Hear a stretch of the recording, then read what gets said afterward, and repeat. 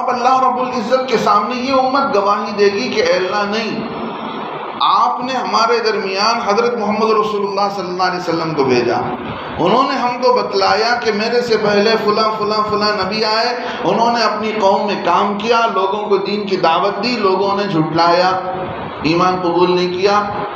اے اللہ، نبی نے بھی ہم کو خبر دیا، اور جو قرآن ہمیں دیا گیا ہے اس قرآن کے اندر بھی آپ یہ بتلاتے ہیں کہ لوگوں نے نبیوں کی دعوت کو انکار کیا، لہذا اے اللہ ہم گواہی دیتے ہیں کہ یہ امت، یہ نبی سچے ہیں، یہ لوگ جھوٹے ہیں۔ اب اللہ کے نبی صلی اللہ علیہ وسلم کو لا کر پوچھا جائے گا، یہ بتلائیے کہ آپ کی امت جو گواہی دے رہی ہے کہ یہ اللہ کے نبی علیہ السلام اپنی امت کے بارے میں کہیں گے کہ یہ میری امت جھوٹ نہیں بول سکتی، یہ جو گواہی دے رہے ہیں یہ بالکل سچی گواہی دے رہے ہیں، یہ اپنے بارے میں دھوکہ نہیں دے رہے ہیں، جو ہوا وہی بتلا رہے ہیں۔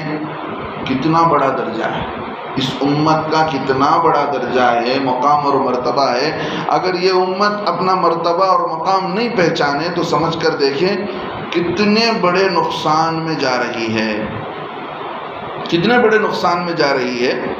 لہذا اللہ رب العزت یہ بتلا رہے ہیں کہ دیکھو یہ گواہی دے گی، لہذا دنیا کے اندر بھی کسی کے اچھا اور برا ہونے کا فیصلہ لوگ کر لیتے ہیں تو وہ گویا اللہ کے طرف سے اعلان ہوتا ہے۔ مان لیجئے کہ ایک آدمی کے بارے میں انتقال کے بعد لوگ کہتے ہیں بڑے اچھا آدمی تھا۔ حدیث پاک میں آتا ہے اللہ تعالیٰ ایک آدمی کے مرنے کے بعد فرشتوں کو بھیجتے ہیں، جاؤ جا کر دیکھ کر آؤ لوگ کیا کہتے ہیں۔ جو اچھا انسان دنیا سے چلا جاتا ہے اس کے بارے میں لوگ کہتے ہیں بھئی بڑا نیک انسان تھا، لوگوں کو کھلاتا پلاتا تھا، لوگوں کو نماز کی طرف بلاتا تھا، اللہ کی دین کی طرف بلاتا تھا، اس نے زندگی میں اللہ کے دین کے لیے بہت کچھ کیا، یہ مسجد کے امام صاحب تھے، یہ مولوی صاحب تھے، یہ حاجی صاحب تھے، انہوں نے بہت اچھا کام کیا۔ جب لوگ ان کی تعریف کرتے ہیں تو اللہ کے پاس جا کر یہ فرشتے گواہی دیتے ہیں، اللہ لوگ تو تعریف کر رہے ہیں، ان کے جانے پر لوگ رو رہے ہیں۔ اللہ کہتے ہیں وجبت، واجب ہو گئی۔ اب دوسرے فرشتے جن کو اللہ نے متعین کیا وہ جاتے ہیں، جو برا انسان مرتا ہے اس کے بارے میں لوگ کہتے ہیں اچھا ہوا مر کر چلا گیا، جب تک تھا سب لوگ ناراض تھے اس سے، کتنے بیواؤں کا حق مار کر کھا لیا، کتنے لوگوں کو تنگ کر رہا تھا، خس کم جہاں پاک، کچرا کم ہونے سے دنیا پاک ہو گئی۔ اب یہ گواہی جا کر وہ بتاتے ہیں اللہ کے سامنے، اللہ اس کے جانے سے سب خوش ہیں، اس کے بارے میں سب برائی کر رہے ہیں۔ اللہ کہتے ہیں واجب ہو گئی۔ فرشتے پوچھتے ہیں اللہ آپ نے ان کے حق میں بھی کہا واجب ہو گئی، ان کے حق میں بھی کہا واجب ہو گئی۔ اللہ فرماتے ہیں برے کے حق میں، نیک آدمی کے حق میں جو لوگ اچھی باتیں کہہ رہے تھے اس کے حق میں جنت واجب ہو گئی، اور فلاں کے حق میں دوزخ واجب ہو گئی۔ یہ حدیث مسند احمد کے اندر ابو الاسود رضی اللہ عنہ فرماتے ہیں میں مدینے میں آیا، یہاں بیماری بکثرت، لوگ بیمار ہو گئے تھے، ایک بیماری پھیل گئی تھی۔ حضرت عمر بن خطاب رضی اللہ عنہ کو دیکھا، میں دیکھا تو ایک جنازہ نکلا ہوا ہے اور لوگ مرحوم جو آدمی مر چکا ہے، جو صحابی انتقال کر چکے ہیں، ان کی نیکی بیان کر رہے ہیں کہ یہ اتنے اچھے انسان تھے، ایسے تھے ویسے تھے۔ اتنے میں دوسرا جنازہ نکلا، پھر اس کے بھی بارے میں لوگ برائی کر رہے تھے، یہ اتنا برا انسان ہے، اس نے یہ نقصان کیا، فلاں کو دھوکہ دیا۔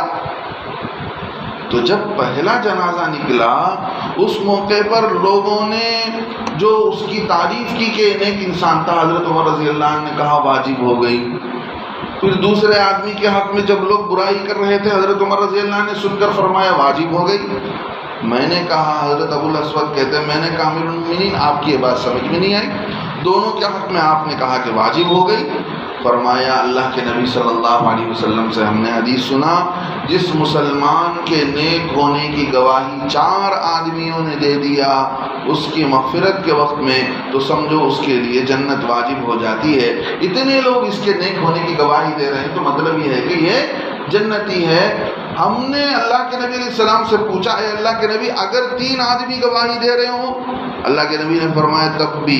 پھر پوچھا اگر 2 آدمی گواہی دے رہے ہوں؟ اللہ کے نبی نے فرمایا تب بھی اس کے لیے جنت واجب ہو جائے گی۔ پھر راوی کہتے ہیں ہم کو ہمت نہیں ہوئی 1 آدمی کے بارے میں پوچھنے کی، لہذا معلوم یہ ہوا کہ ہماری تعریف اور حقیقت، پھر اللہ کے نبی صلی اللہ علیہ وسلم نے فرمایا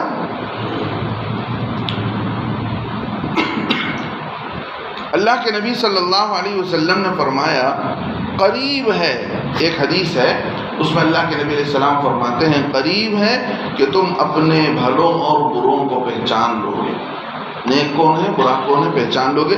اللہ کے نبی علیہ السلام سے پوچھا گیا اللہ کے نبی علیہ السلام کیسے ہم پہچانیں گے کون اچھا کون برا ہے؟ فرمایا اچھی گواہی اور بری شہادت، بروں کو بری اچھی تعریف سے سمجھا جائے گا کہ اچھا انسان ہے، کسی کے حق میں برے ہونے کی گواہی دی جا رہی ہے تو تم سمجھاؤ گے کہ یہ برا ہے۔ پھر آخر میں فرمایا تم زمین میں خدا کے گواہ ہو، اللہ کے حق میں گویا تمہاری گواہی قبول کی جائے گی۔ کیا مطلب؟ دنیا والوں کے بارے میں بھی قبول کی جائے گی، کل قیامت کے دن نبیوں کے حق میں بھی اللہ تعالیٰ اس امت کی گواہی کو قبول کریں گے۔ اللہ وہی فرماتے ہیں ہم نے تم کو معتدل امت بنایا ہے۔ یہ معتدل امت کا مطلب کیا ہے؟ یہ امت توحید پرست رہے گی کہ اللہ کے ساتھ کسی کو شریک نہیں کرے گی، انبیاء کو خدا نہیں بنائے گی، انبیاء کو انبیاء کا درجہ دے گی، صحابہ کو صحابہ کا درجہ دے گی، اولیاء کرام کو اولیاء کرام کا درجہ دے گی، ان میں کمی زیادتی نہیں ہوگی۔ یہ امت اعتدال کے ساتھ میڈیم لیول سے زندگی گزارے گی اور ان کا سوچ اور ان کا عقیدہ ان کا کنسپٹ سب جو ہے میڈیم لیول سے رہے گا۔ اللہ تعالیٰ فرماتے ہیں کیوں؟ لِتَكُونُوا شُهَدَاءَ تاکہ تم گواہ بنو علی الناس لوگوں پر۔ کیا مطلب؟ وہی کل قیامت کے دن وَيَكُونَ الرَّسُولُ عَلَيْكُمْ شَهِيدًا، اور رسول تم پر گواہ بنے کل قیامت کے دن۔ اللہ کے نبی صلی اللہ علیہ وسلم اس امت کے حق میں گواہی دیں گے، اے اللہ میری امت سچ بول رہی ہے، یہ سچے ہیں۔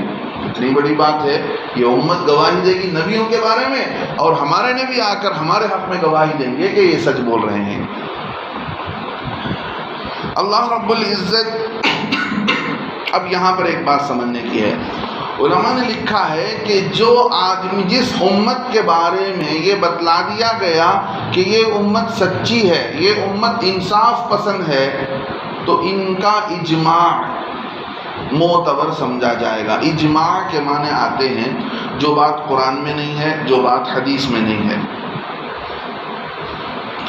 جو بات قرآن میں نہیں ہے، جو بات حدیث میں نہیں ہے، اللہ کے نبی صلی اللہ علیہ وسلم کے چلے جانے کے بعد بعض مسائل میں صحابہ کرام نے مل کر فیصلہ کیا کہ یہ چیز ایسا ہی ہونا چاہیے، تو ان کا یہ فیصلہ بھی شریعت میں معتبر مانا گیا۔ مثال کے طور پر اللہ کے نبی صلی اللہ علیہ وسلم نے اپنے زمانے میں 3 دن تراویح کی نماز پڑھائی، 3 دن تراویح کی نماز پڑھائی۔ کتنی رکعتیں پڑھائیں؟ بعض احادیث میں ہے کہ اتنی رکعتیں پڑھائی، بعض احادیث میں اس کا ذکر نہیں کہ کتنی رکعتیں پڑھائی، لیکن جب ان نمازوں میں لوگوں کے زیادہ آنے کو دیکھا کہ لوگ زیادہ آ رہے ہیں، اللہ کے نبی کو ڈر ہو گیا کہیں چھٹی نماز نہ فرض کر دیا جائے، کہیں اللہ تعالیٰ اس امت کو تراویح کی نماز فرض نہ کر دے۔ اس لیے اللہ کے نبی صلی اللہ علیہ وسلم 3 دن کے بعد گھر کے اندر تشریف فرما ہوئے باہر نکلے نہیں۔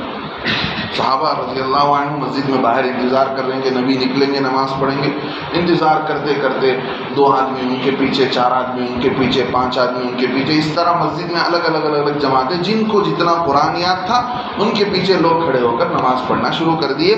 یہ عمل چلتا رہا نبی کے زمانے میں، حضرت ابو بکر کے زمانے میں، حضرت عمر رضی اللہ عنہ نے صحابہ کو جمع کیا۔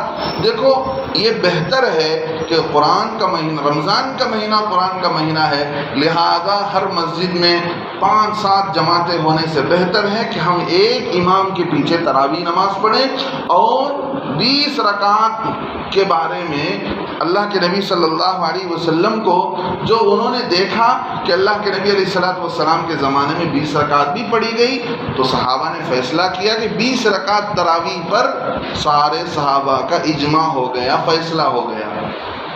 تو اللہ کے نبی علیہ السلام فرماتے ہیں فما رآہ المؤمنین حسن فہو عند اللہ حسن، جو مسلمان کسی چیز کے بارے میں حق ہونے کا، سچا ہونے کا، اچھا ہونے کا فیصلہ کرتے ہیں، اللہ کے نزدیک بھی وہ اچھا ہونے کا فیصلہ ہے۔ اور ایسا نہیں ہو سکتا کہ مسلمانوں کی ایک بڑی جماعت غلط پر جمع ہو جائے، ایسا نہیں ہے۔ سمجھ رہے ہیں آپ؟ جو بات قرآن میں نہیں، جو بات حدیث میں نہیں۔ اس کی ایک مثال دے رہا ہوں تراویح کے بارے میں۔ اب اس کے بعد سے حضرت عمر رضی اللہ عنہ نے فیصلہ کیا کہ اب قیامت تک جو چلے گا کہ وہ یہاں پر 20 رکعت تراویح چلے گی اور مسجد میں ایک امام کے پیچھے پڑھیں گے۔ اس کو کہتے ہیں اجماع۔ کسی حق کام کے بارے میں، کسی نیک کام کے بارے میں صحابہ کا ایک رائے ہو کر فیصلہ کرنا، یہ اللہ کے نزدیک معتبر ہے۔ یہ اللہ کے نزدیک کیوں معتبر ہے؟ اللہ رب العزت بتاتے ہیں کہ یہ امت محمدیہ صلی اللہ علیہ وسلم معتدل امت ہے، میڈیم لیول کی امت ہے، ان کے اندر کمی زیادتی نہیں، ایک جو راستہ ان کو دیا گیا اسی راستے پر چلیں گے۔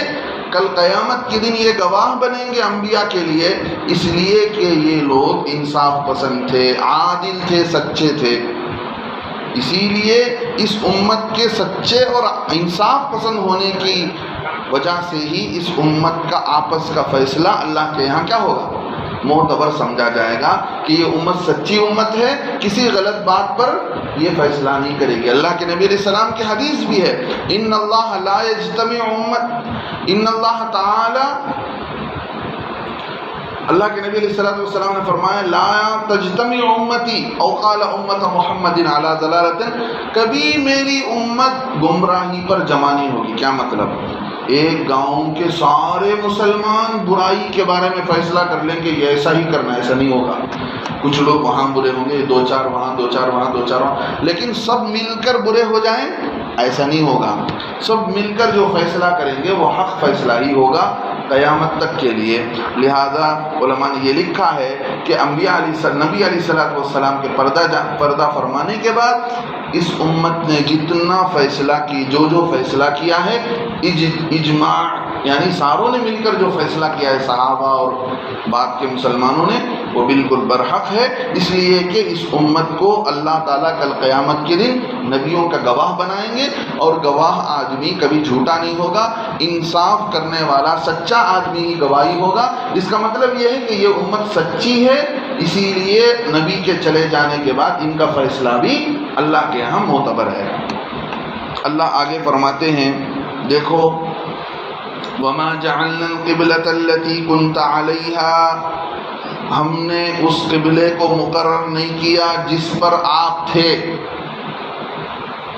اللہ کے نبی صلی اللہ علیہ وسلم نے کو بتلایا جا رہا ہے کہ آپ کعبۃ اللہ کی طرف رخ کر رہے تھے، ہم کو چاہیے تھا کہ ہم چاہتے تو اسی قبلے کو ہمیشہ کے لیے قبلہ بنا دیتے، لیکن چند دنوں کے لیے آپ کو اس قبلے سے ہٹا کر دوسرا قبلہ متعین کرنا کیوں ہے؟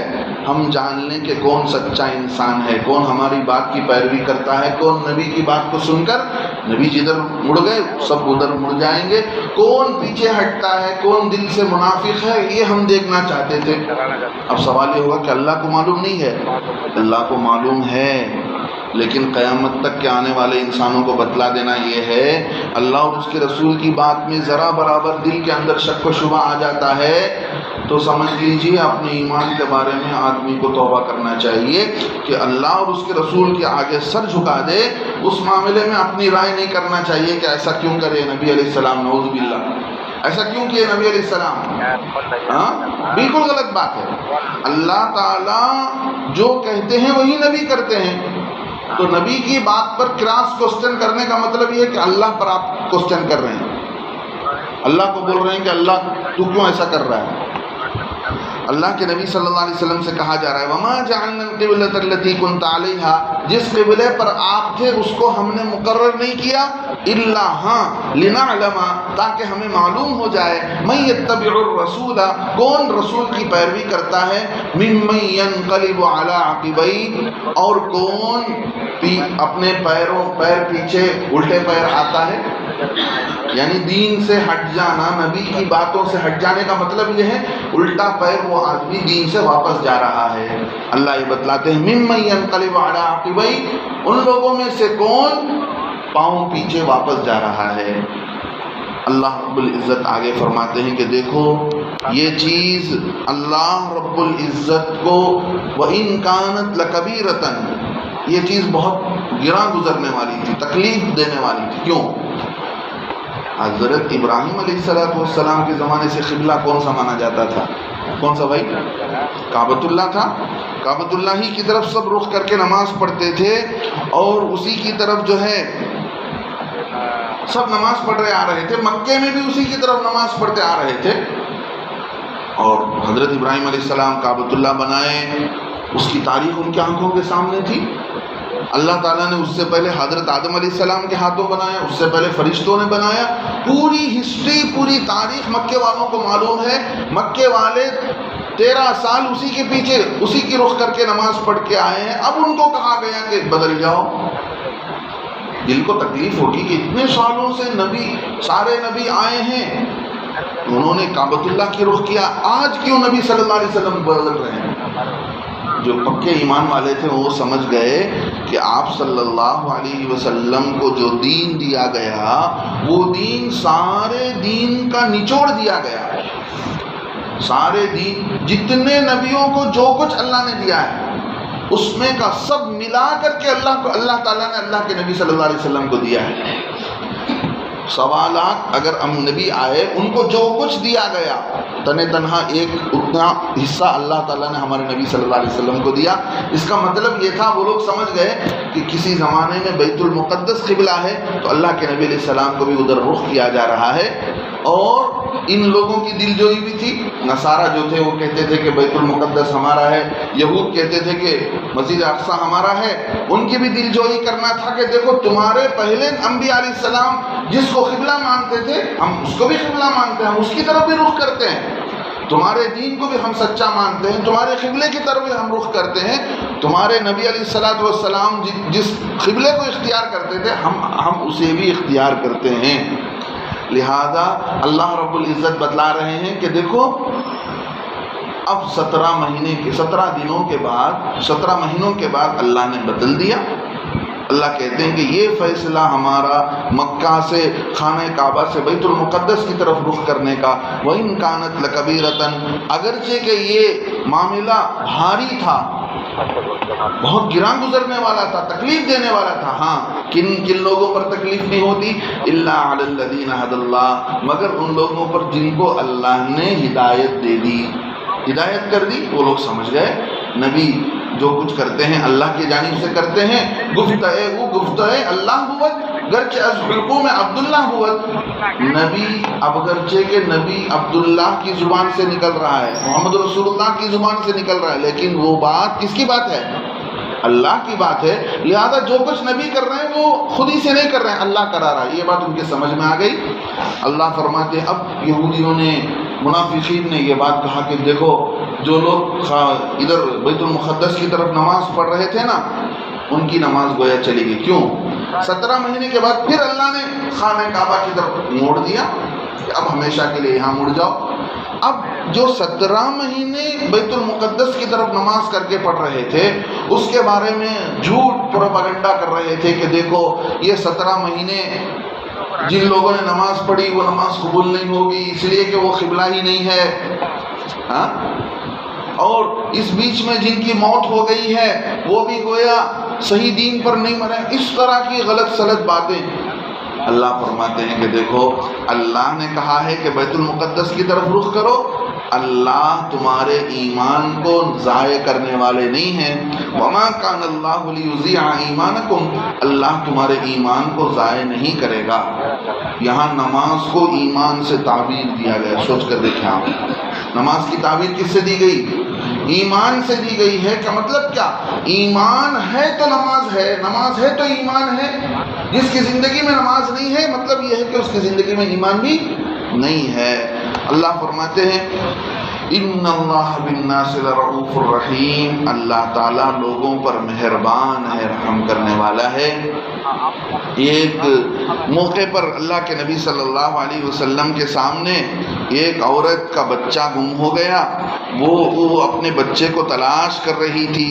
تلاش کرتے کرتے وہ پہنچ گئی،